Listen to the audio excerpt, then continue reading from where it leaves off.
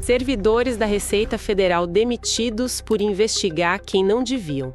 O escândalo que envolve o STF e a quebra de sigilos acaba de ganhar um capítulo sombrio. De um lado, o vazamento de dados, do outro, uma operação policial que muitos chamam de vingança institucional. Existe alguém acima da lei no Brasil? Ou o sigilo só vale para alguns? Eu abri a caixa preta dessa investigação e o resultado é assustador. Confira agora. Mas antes de continuar, curte esse vídeo, se inscreve no canal Política Hoje, porque aqui a gente analisa política sem filtro e sem narrativa pronta. Bom, vamos começar pelo fato que deu origem a tudo isso. As fontes são claras num ponto, né? A própria Receita Federal admitiu publicamente que houve um problema. O que exatamente ela disse? Então, a Receita emitiu uma nota oficial que é, assim, uma peça central para entender essa história. Nela, o órgão confirma a existência de acessos que eles consideram irregulares a dados fiscais. E não eram dados de qualquer um. De jeito nenhum. As reportagens que a gente analisou, elas especificam bem. Um dos alvos foi a esposa do ministro do STF, Alexandre de Moraes, a Viviane Barsi de Moraes, e também o filho de outro ministro da corte. Ou seja, o epicentro do problema está bem ali, na família de membros do Supremo. Certo. E a Receita, nessa nota, ela tenta, digamos, se isentar de culpa ou ela assume a responsabilidade? Qual é o tom? Olha, o tom é uma mistura. É um reconhecimento da falha, mas com uma defesa muito forte dos seus mecanismos internos de controle. A mensagem principal deles é: sim, houve acessos indevidos por parte de alguns servidores, mas o nosso sistema é robusto e totalmente rastreável. Ah, entendi. Eles fazem questão de frisar isso, que qualquer consulta, legítima ou não, deixa uma assinatura digital, um rastro que permite identificar exatamente quem acessou, quando e o quê. Faz sentido. Então a narrativa da Receita é que o problema não é uma falha do sistema, mas um desvio de conduta de algumas pessoas. E que o próprio sistema pegou. Exato. E eles acrescentam um detalhe crucial para tudo que acontece depois. A Receita afirma que, antes mesmo de qualquer ação externa, já havia uma investigação interna rolando sobre esses acessos. Ah, isso é importante. Muito. Segundo o órgão, essa apuração já tinha levado à conclusão de 7 processos administrativos disciplinares. E o resultado disso foi 3 demissões e outras sanções. 3 demissões? Sim. A leitura que se faz é uma tentativa da instituição de dizer: olha, nós identificamos o problema e já estávamos tomando as providências aqui dentro de casa. Certo. Isso estabelece o cenário. A Receita detecta o problema, diz que está agindo, demitindo gente, mas, claro, a história não para aí. É nesse ponto que o STF entra em cena e a reação é bem diferente. Completamente diferente. As fontes descrevem uma virada de chave dramática. Ao tomar conhecimento dos fatos, o ministro Alexandre de Moraes, que teve a família diretamente afetada, ele mesmo. Ele não esperou a conclusão de todos os processos da Receita. Ele determinou a deflagração de uma operação da Polícia Federal para investigar os mesmos servidores e, a partir daí, o que era um assunto administrativo interno vira uma crise institucional. E quando a gente fala em operação da Polícia Federal, do que estamos falando exatamente? O que foi feito? A gente está falando de uma ação de impacto enorme. Foram cumpridos mandados de busca e apreensão em 3 estados: São Paulo, Rio de Janeiro e Bahia. Na casa dos servidores? Na casa e nos locais de trabalho. Mas o que mais chama atenção nas análises jurídicas são as medidas cautelares impostas a eles. São consideradas extremamente severas: quebra dos sigilos bancário e fiscal dos próprios investigadores, Uau! Afastamento compulsório das funções, a obrigação de usar tornozeleira eletrônica e até o cancelamento dos passaportes. Tornozeleira eletrônica, passaporte cancelado? Isso soa muito extremo para algo que a Receita tratava como um desvio funcional. As fontes que a gente analisou tentam explicar essa desproporção. Sim, e é exatamente aqui que as narrativas se dividem. De um lado, as fontes mais críticas à operação do STF usam a palavra desproporcionalidade o tempo todo. O argumento é que medidas tão duras são normalmente reservadas a criminosos de alta periculosidade, gente de organização criminosa, e não para servidores públicos num caso de acesso indevido.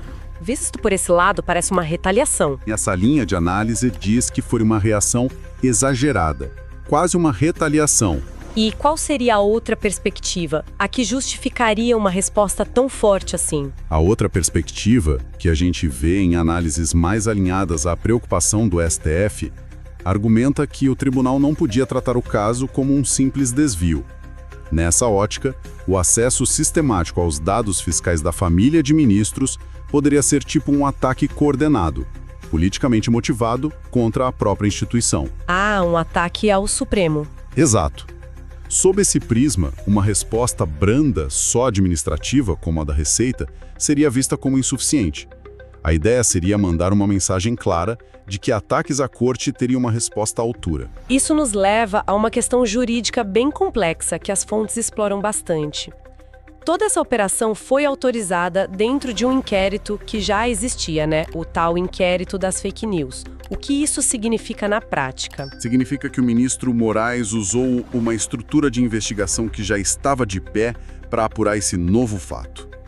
E o inquérito das fake news de 2019 é polêmico porque foi aberto de ofício, ou seja, por iniciativa do próprio STF e não a pedido da PGR, que é o caminho padrão. Certo. Ao incluir a investigação contra os servidores da Receita nesse inquérito, se levanta um debate sobre um possível desvio de finalidade. É como usar uma ferramenta que foi criada para um propósito, para resolver um problema totalmente diferente. Perfeito. É exatamente isso. Os críticos apontam que o objeto original do inquérito era apurar notícias falsas e ataques contra os ministros. Agora ele está sendo usado para investigar um suposto crime funcional de servidores da Receita. Isso gera uma discussão jurídica enorme sobre os limites desse inquérito. E também sobre competência, imagino. Principalmente sobre competência. Que é a grande pergunta que muita gente se faz. Por que o STF está julgando isso? Eu sempre achei que o Supremo julgava só políticos com foro privilegiado. Sua intuição está corretíssima. E esse é o centro da controvérsia jurídica. Pensa no sistema judiciário como um prédio. A maioria dos casos começa no térreo, na primeira instância. O foro privilegiado é tipo um elevador privativo que leva os casos de certas autoridades direto para os andares de cima. E os servidores da Receita Federal não têm esse elevador? Não tem. Eles não estão na lista de autoridades com foro no STF. Segundo o procedimento padrão, o correto seria a investigação contra eles começar na primeira instância, com um juiz local. Ou seja, a PGR ou a PF teriam que apresentar o caso a esse juiz. Exatamente. E o juiz autorizaria ou não as medidas. O que aconteceu aqui foi o STF que se viu como vítima, puxando o caso direto para ele. O que cria essa situação, no mínimo estranha, do STF ser ao mesmo tempo a vítima, o investigador e o juiz da causa. Precisamente. E é isso que as análises jurídicas mais críticas apontam como um conflito de interesses fundamental. A imparcialidade do julgador fica comprometida quando ele mesmo é a parte ofendida. O caminho certo seria outro. O argumento é que o correto seria os ministros noticiarem o fato às autoridades e deixarem a investigação seguir o curso natural, como aconteceria com qualquer um de nós. E tem outra camada de complexidade nisso que as fontes apontam. Uma certa ironia envolvendo o sigilo, mas dessa vez o da própria investigação. Sim, é um ponto que chama muito a atenção. O inquérito corre em sigilo de justiça, né? Sim. No entanto, os nomes completos dos servidores da Receita que estavam sob investigação foram amplamente divulgados pela imprensa. Isso gerou um contraste muito forte com discursos recentes do próprio ministro Moraes. Ele, em outras ocasiões, defendeu que expor servidores públicos era um ataque às instituições. E agora parece que a regra mudou. Para alguns analistas, a percepção que fica é que essa proteção ao servidor público parece ser, digamos, seletiva. Tudo isso nos leva à pergunta central. O que talvez seja o motor por trás de uma reação tão intensa? As fontes especulam sobre o que tinha nesses dados. Foi só um acesso por curiosidade ou tinha algo ali de real interesse público? Essa é a distinção crucial. Um servidor acessar dados por vingança ou curiosidade é uma coisa, é ilegal, tem que ser punido. Outra coisa, bem diferente, é se esses dados, mesmo obtidos de forma irregular, contêm informações relevantes sobre a conduta de figuras públicas. E sim, as reportagens dão pistas sobre o conteúdo. E qual seria a principal pista? Fala-se especificamente de um contrato de 130 milhões de reais. 130 milhões. Sim, um contrato que a empresa da esposa do ministro Moraes teria assinado. A existência de uma transação dessa magnitude, envolvendo a família de uma das figuras mais poderosas da República, naturalmente acende um alerta. Já não é mais uma questão só de vida privada, como o endereço de alguém, mas uma informação com claro potencial de interesse público. E é aí que a gente entra num dilema clássico do jornalismo e da democracia, certo? O conflito entre a ilegalidade do acesso e o interesse público da informação. Exatamente, é uma tensão fundamental. Se a imprensa tem acesso a um documento que revela um contrato milionário como esse, isso é só divulgação de um vazamento criminoso que deve ser suprimido. Ou é jornalismo investigativo? Ou é o exercício legítimo do jornalismo investigativo. As fontes ligadas à defesa da liberdade de imprensa são categóricas. Se toda informação sobre sigilo fosse intocável, a maioria dos grandes escândalos de corrupção da história do Brasil jamais teria vindo à luz. É um bom ponto. Quase todos eles nasceram de informações sigilosas que de alguma forma chegaram ao público. Então a própria intensidade da reação do STF pode ser vista por alguns como um indício da sensibilidade do que foi encontrado. Essa é uma inferência que várias análises fazem. A lógica é que uma reação tão desproporcional talvez não seja só para punir o acesso, mas principalmente para impedir que o conteúdo continue a ser divulgado. Seria uma tentativa de controlar não apenas o ato do vazamento, mas a própria informação que vazou. Uma ação que mira tanto o mensageiro quanto a mensagem. O que no fim nos leva a uma discussão ainda maior sobre o próprio propósito do sigilo fiscal, né? Sem dúvida. A Constituição protege o direito à intimidade, à privacidade, e o sigilo fiscal é uma manifestação direta disso.